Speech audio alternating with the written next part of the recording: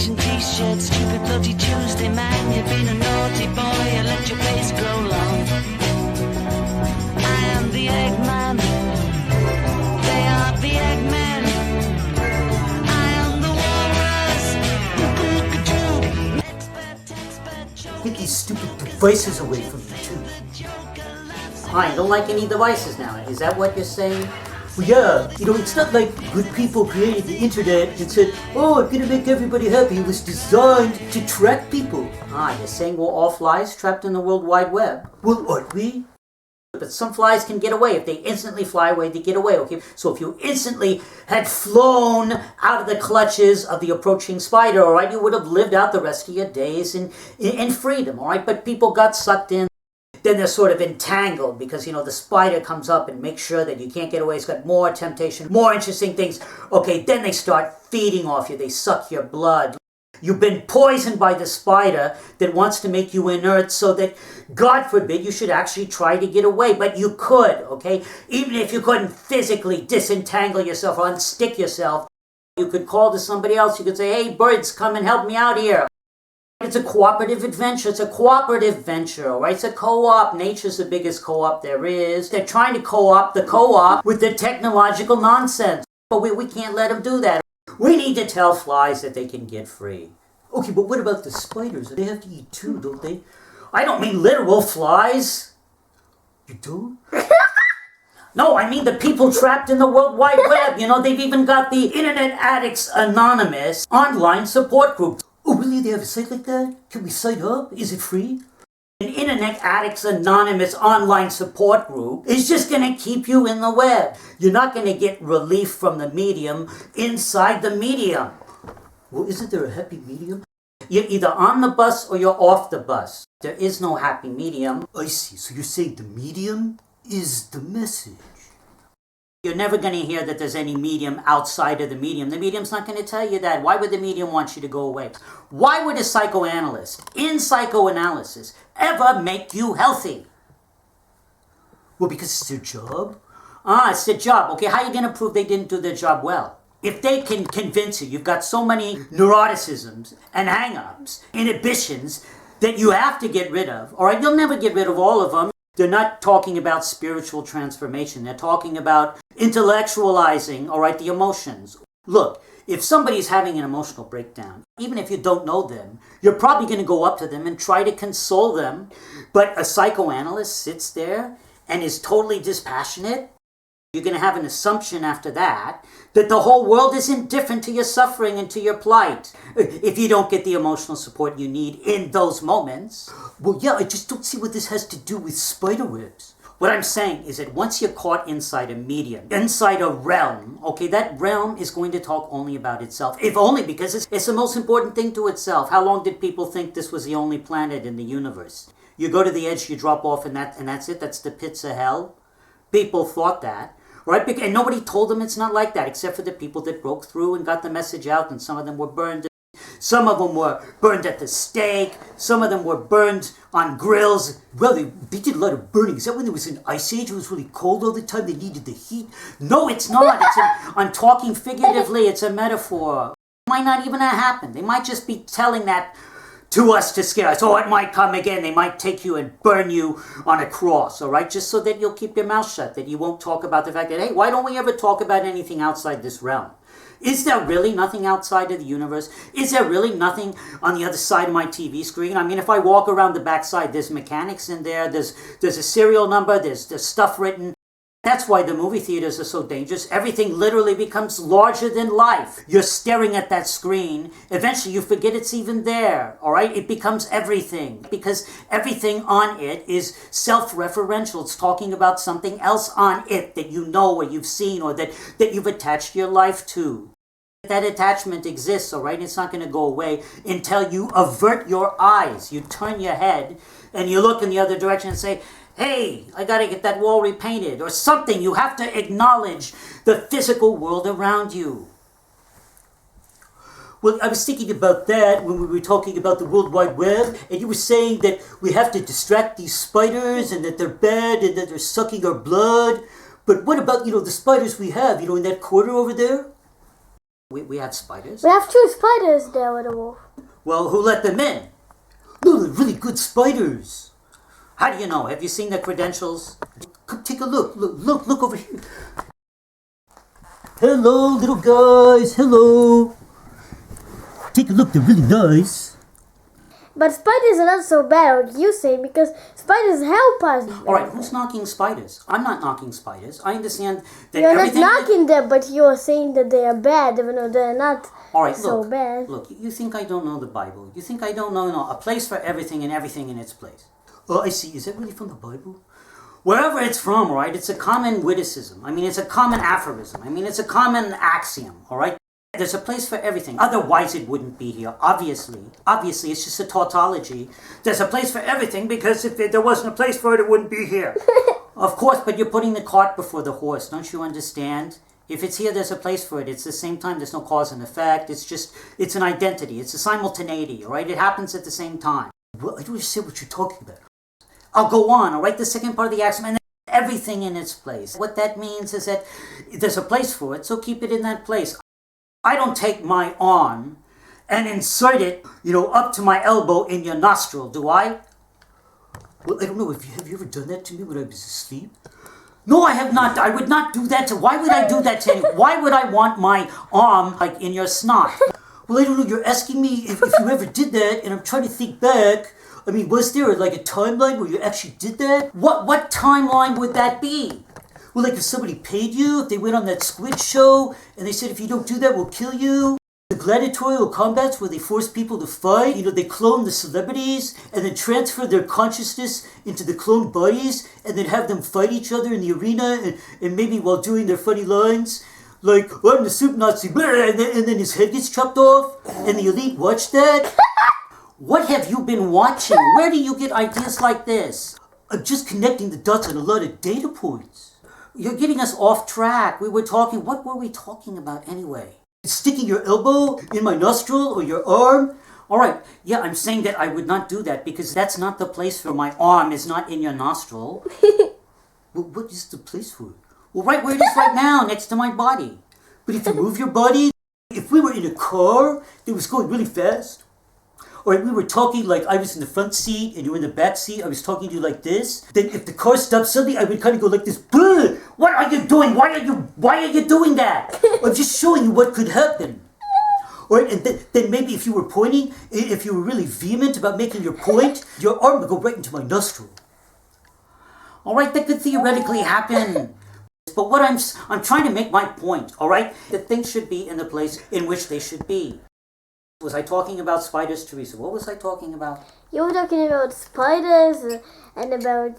Right, okay, I accept that in this world we need spiders for some reason, however repulsive they might be to some other individuals, alright, we need them to keep keep the world clear of even more disgusting things, alright? Like mosquitoes and stuff. I don't need to be scratching myself all night long, do Yeah. you?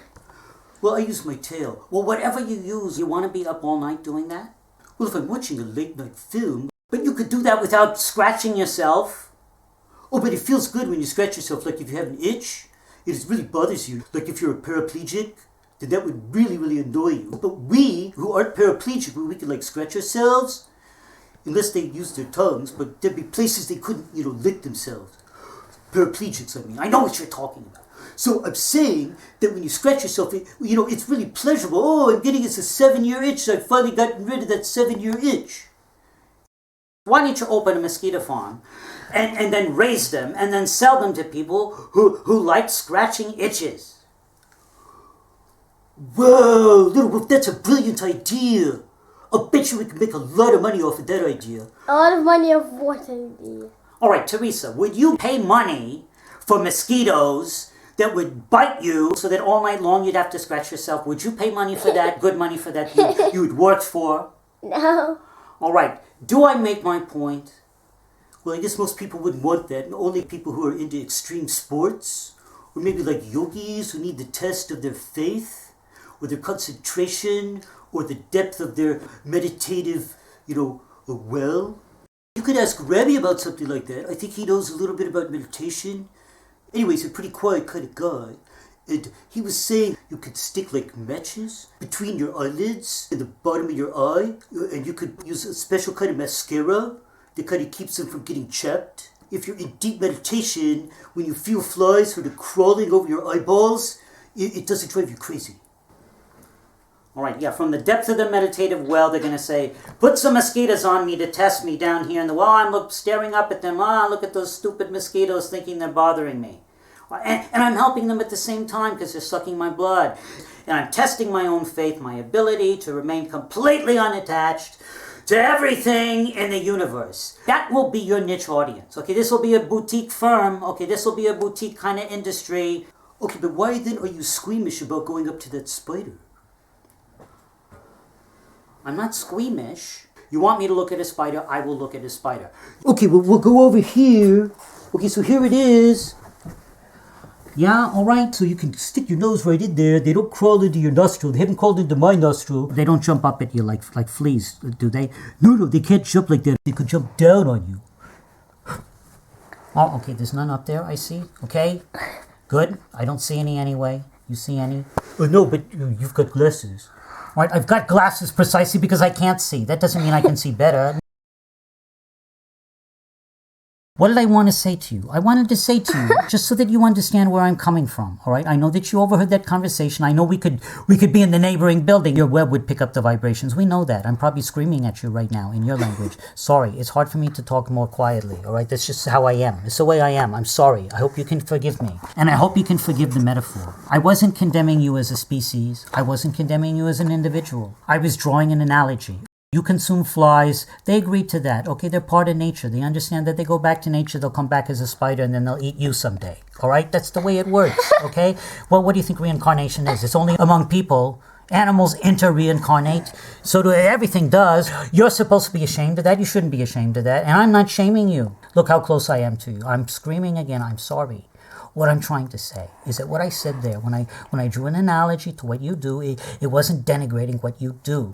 But he could imagine himself being a giant fly, trapped, caught in a web, all right? And if he understood that physically, he would probably accept my point of view more readily, all right, that you can be trapped in the World Wide Web, okay? Because it's kind of like a web, not just because they called it that. It was named that specifically because at the same time, subconsciously, they're asserting and they're reinforcing that you are indeed caught in a web. It's a web. You're part of it. You're part of the web. You are in a web. It's called a web browser. Crawler. It crawls across the web. All right? It's a spider coming to get you, coming to eat you. So stay off the dark web. But that's not you. Okay? That's not nature. It's a perversion of nature. We're telling, don't let them pervert nature because you'll get stuck, you'll get trapped in something. The worst is man with the guns and hunting each other, and it's not nice, okay? We understand that, and we're trying to explain that to ourselves, first of all, and then to our audience, whoever that potentially may come to be. I'm a wolf, all right? I like spiders now. I always liked them theoretically. I like them practically now. Not practically. I like them feelingly. It's not that I feel sorry for them. I don't. I like them. I feel for them. I don't feel for them. I feel with them. I'm not laughing at them. I'm laughing with them. They're not really laughing, but if they were laughing, then I'd be laughing with them, not at them. Okay, so things are natural. That's the way it should be, and that anything that's natural is basically acceptable, whereas anything not natural is totally unacceptable. If you write a book because you had an understanding of what we're talking about right now, and you publish the book, I think the book would be a good thing. I think it would be a beautiful thing. Because it's conveying something natural in the only way we know how to do right now. Because you're filtering experience through memory and analysis and reason and emotions and contemplation and introspection, and you come up with something that is as important as the actual experience and event. Because from it you could derive alternative experiences that could have happened. And so the book is infinitely valuable, even though it's not completely natural. Like a painting is infinitely more valuable than an NFT kind of picture of, some sort of stupid anime little girl with her skirt lifted up and then some kind of knife in her hand with blood dripping from it. Okay, you're selling an NFT like that. I mean, shame on you, all right? Why don't you save up and buy the Mona Lisa, something worth a little bit more than that, all right? Because there's the actual physical contact that you had with the painter. It's infinitely valuable, even though it's not a living thing in the traditional sense. You see, so not everything that's not natural is unnatural in a metaphorical sense. I see that. Yeah, so we just have to figure out the stuff that we want and the stuff we don't want. So devices, I had a sense that, we have to explain that kind of thing is a thing that you don't want. I should alienate myself purposefully from it. That's why I kicked it away. I see. Good for you. You rejected the devices with an actual, literal, physical kick. That's right. Hey, Wolves, the camera is not working anymore. What? I can't film with the camera. Can you bring it over? All right, let me take a look. All right. So, okay, wait. So this light is on, but you don't see anything in that screen. Why would this camera not be working? I kind of noticed something when I threw the phone over there, and then Teresa filmed it. So let me show you. So they make the screen kind of look like a mirror. So the camera must have seen itself in the mirror of this phone. So you're saying the camera caught its own reflection and it decided to deactivate? All right, but I just got through explaining that a book, without the physical book, there'd be thoughts that we wouldn't be able to convey otherwise, all right? And it's the same thing with this device. How else are we supposed to get our message out if not using some sort of device? You got to say you're sorry to the device. But I'm not sorry. It's destroying people's lives. Aroint thee, unnatural. Aroint. Okay, but we got a problem now. We can't film now. Who's going to be able to watch this? If you are asking my opinion, this would be my opinion that I would give. My opinion is that a device, it has something inside of it. What is inside of it? It connects everything else just as we are all connected. You have something inside of you. It is called your soul. What is connected to every other soul in all of the universes. You are present in all of those other places just as you are present here. And there is a connection between you. For that reason, the spiders were able to give you ideas on how to make this film that you are making now. The same thing connects the devices. You say the devices, they divide. It comes from the word to divide. It also comes from the word deva. Deva in my language, in Sanskrit, it means God. It means the shining ones. Hey, the camera works now. What? See, Miguel, look at that. It works now. The camera. Little wolf, look at that. Teresa's right. I can see the camera's working. When you acknowledge the existence of the devs in the devices, you can interact with them. If they shut off, that was sending a message. Now it came back on, that sending a message. How will you respond to that message? That is up to you. We see that the camera understood, right, that we had no intention of breaking it. Just because you deliberately kicked a device doesn't mean you're going to kick all devices, because we respect the camera the way we would respect a book. Do you think I should feel guilty, like, for kicking, that phone? Just banning devices or material objects artificially created by us, okay, it's not going to solve the problem. You got to help people to understand that they want to use them responsibly. You can chop onions with a knife, or you can stab somebody. You don't get rid of knives just because somebody uses a knife in the wrong way, okay? The onions still need to be cut. You still need to vicariously shed a tear over people who had been stabbed in the past. When you cut an onion, tears well up in your eyes because it's a memory of the knife having been misused. Really? I was actually joking, all right? I wanted to establish a connection between all things, okay? It was hyperbole. I know it was untrue, and I know I said it as if it were real, and some people probably thought I was being serious. I thought you were serious. In fact, I thought it was really brilliant. And now you're telling me you're not really brilliant? What do you mean really brilliant? Jokes can be brilliant. Yes, but isn't it actually true? If there's like a singularity, in the center of everything, like every quark and every atom and particle and planet and person and all of that, right, then it's got to be connected. That's the singularity, the single singularity that everything has come out of. So that an onion would have to do things like that too. Are you telling me onions cry because they're cut? Or they cry because somebody else misused a knife or wielded a sword in anger? If it was that way, then not only onions would cry, and other foods would also cry. Well, maybe onions are especially sensitive. Especially sensitive. Well, they have layers. People who are sensitive, they have multiple emotional layers. Sometimes they get upset, not at you when you're saying something, but because of the implications of what you're saying, or it reminds them of something. Maybe an onion is kind of like a physical manifestation of sensitivity. It's a physical manifestation of psychological sensitivity. That makes perfect sense.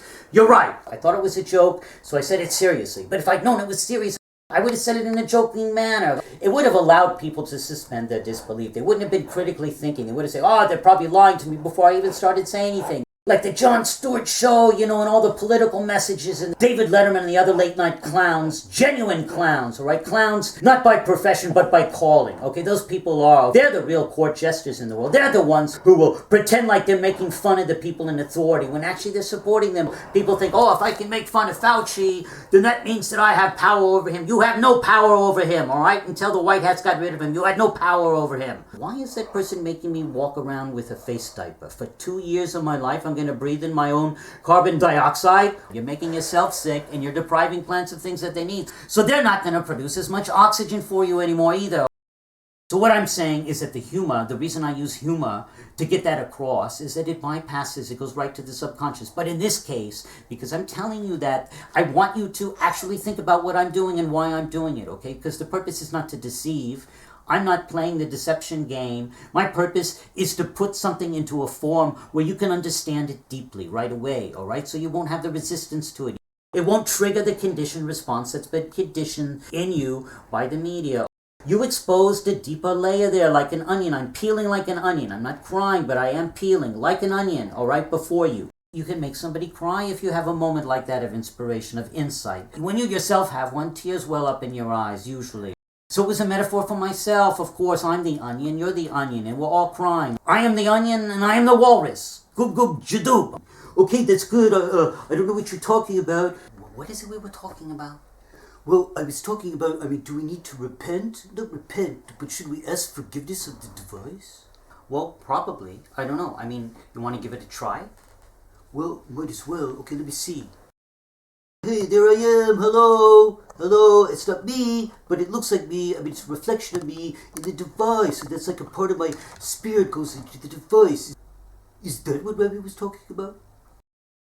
Is that what Rami was referring to? I suppose so. Seeing yourself, literally as a reflection, and then metaphorically, you search the sites that you're interested in, okay, so you're actually seeing yourself, you're seeing your own desires, alright, so it is a reflection of yourself. But that's not necessarily who you are. You look in a mirror, your right hand, it's not your right hand, it's your left, okay? It's reversed. It's not a completely realistic, absolutely objective representation of you. Therefore, what you search for is not going to be a reflection of you. And don't think it is. They say, television is just a reflection of the views of the community. No, it's not. It's trying to convince you of that. It's who they want you to be. And if you accept it as being who you are, right, then you become that. Because you're caught in the medium, or it's like two mirrors opposite each other. You reflect back and forth back, and every time you see what you think is your reflection, internalize that and re-reflect it. It makes a new reality, and it goes off into infinity. You have to turn your head away from the mirror and look out into reality, right? The reality of who you are inside.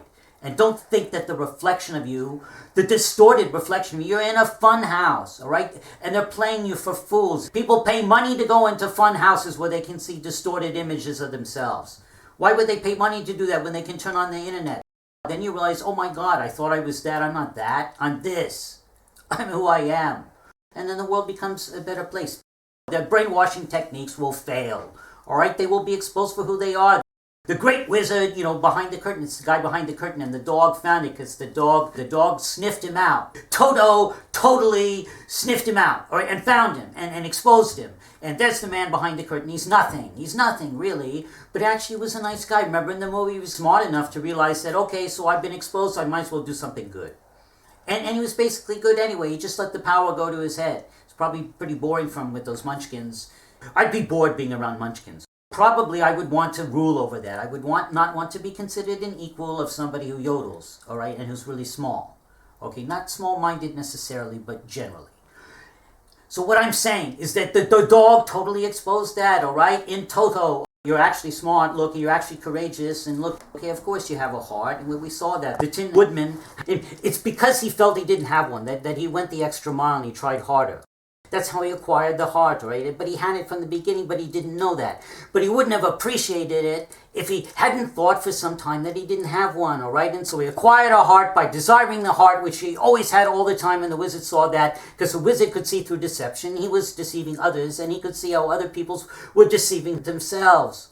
And he deceived them too. He said, okay, if you don't bring me the broom, I'm not going to tell you the truth about you. Okay, so that's this, the archetype of the psychoanalyst. Or you pay me, then I'll tell you the truth. The Scarecrow considered himself stupid, so he spent a lot of effort to thinking through things. The time you spend reading, you're just ingesting. You're not processing and digesting most of the time. Okay, because you have to prove that you're an expert, and so you have to read all the books. So you only have time to read books in one area. And so you never learn to think. The people who don't read books at all, sometimes they learn to think. And the Scarecrow did, and so actually he was smart the whole time. He was the smartest one. Right, because he's the only one thinking. Nobody else thinks. They think they don't need to think because they know, but they don't know.